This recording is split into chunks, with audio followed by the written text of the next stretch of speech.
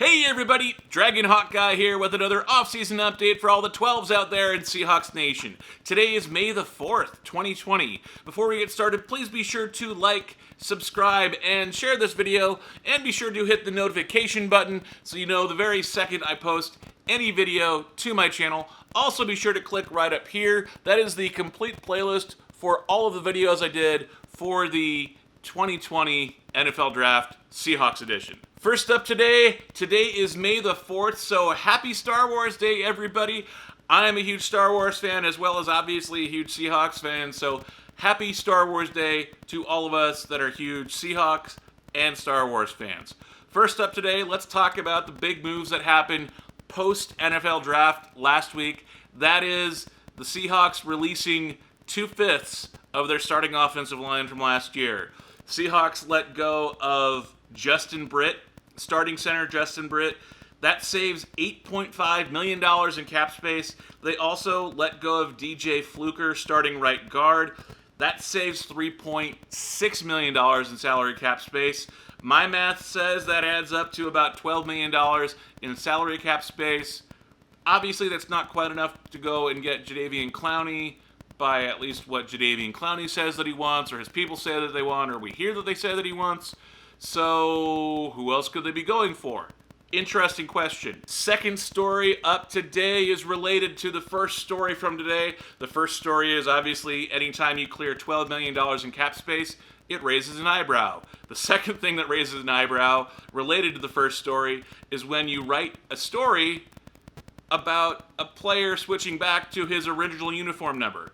Who cares about a uniform number at the end of April, beginning of May, when we don't even play until September, we don't even do training camp until July.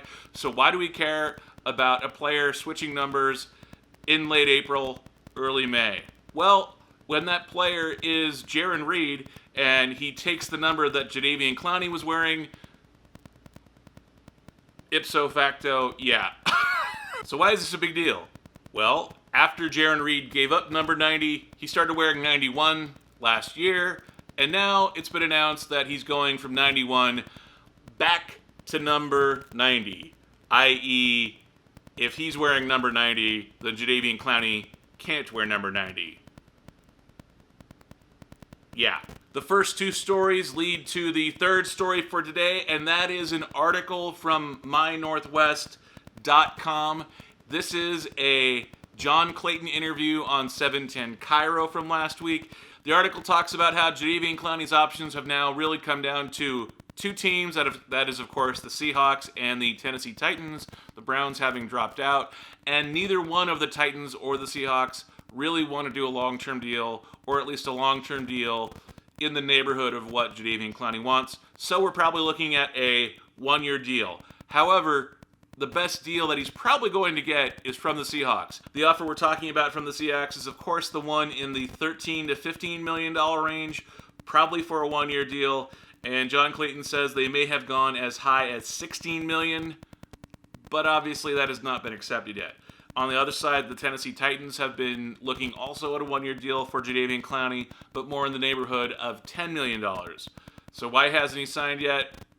Obviously, no one really knows except for Jadeveon Clowney and his people. Also, in the same article, John Clayton mentions that the Seahawks are talking with Vikings defensive end Everson Griffen.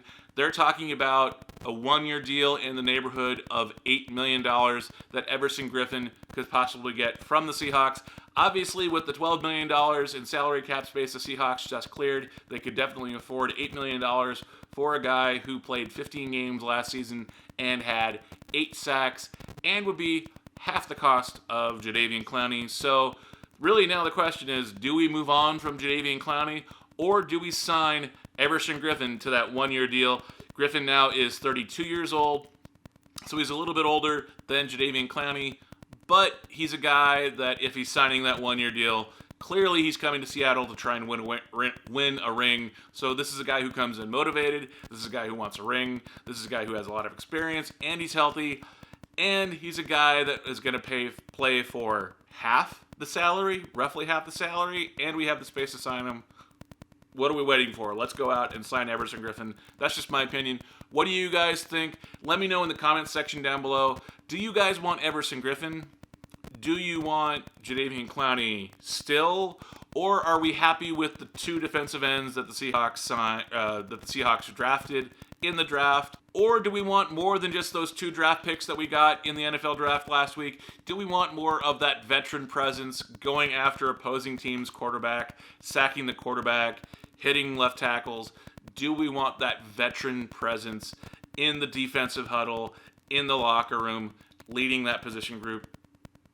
I think Everson Griffen would be a great fit for the Seahawks. Similar defensive styles, obviously a familiarity with Pete Carroll. And if you're playing for half the price of Jadeveon Clowney, that's not bad either. So, you guys let me know what you think in the comments section down below. Do you guys want Everson Griffen, or do you guys want Jadeveon Clowney back still at a high price point? What should we do? Should we get Jadeveon Clowney? Should we go out and get Everson Griffen? Who should we get on that defensive line to be the leader, the stalwart, the main guy going after the quarterback for the Seahawks in 2020? And the 4th and final story for today is the Seahawks filling out their roster with a bunch of undrafted rookie free agents. They signed 5 earlier this week, and just today on Monday, they signed another 12 undrafted rookie free agents. Among the undrafted rookie free agents that the Seahawks signed is former Wazoo quarterback Anthony Gordon. He's the guy that last year threw 9 touchdowns in a single game, and the Cougs lost. That's right, Coug fans. Anthony Gordon threw 9 touchdowns in one game, and the Cougs found a way to lose the game. How do you throw 9 touchdowns in one game and lose? The Cougs found a way to do it. Sorry, Coug fans. Obviously, that is not Anthony Gordon's fault. Anthony Gordon actually played a really good game that day. That was a really back and forth, up and down game. And if you haven't seen the replay or the highlights from that Wazoo UCLA game, you guys should definitely look them up. It is a really, really interesting game to watch. But I do think that is a good undrafted rookie free agent for the Seahawks to pick up, even if he's nothing more than a camp arm for the Seahawks during training camp. Give a little bit of depth, take a little bit of the workload off Russell Wilson's shoulders. I think this is a good backup plan. It's a good, interesting thing. This is a guy that clearly has a good arm.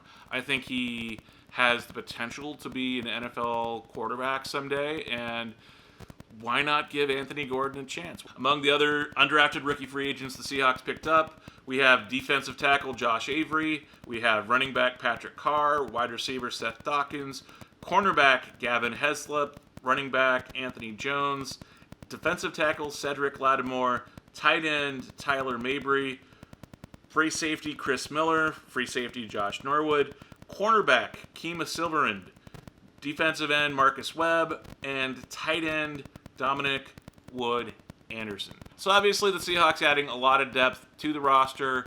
Who knows how many of these guys will actually make the opening day roster or play very many games this season, but usually the Seahawks are good for taking 1 or 2 or 3 guys on the roster as special teamers, and you never know when a guy like a Doug Baldwin is going to pop out of the undrafted rookie free agent class in any given year. You never really know. Benson Mayowa, also a guy that was an undrafted rookie free agent. I've been Dragon Hawk Guy. Be sure to like, subscribe, and share this video. Also be sure to hit the notification button and the playlist button. Just hit all the buttons, or just come back every couple days, and I will have a new Seahawks video for you guys, the 12s in Seahawks Nation. I've been Dragon Hawk Guy. I'll see you next time. See ya.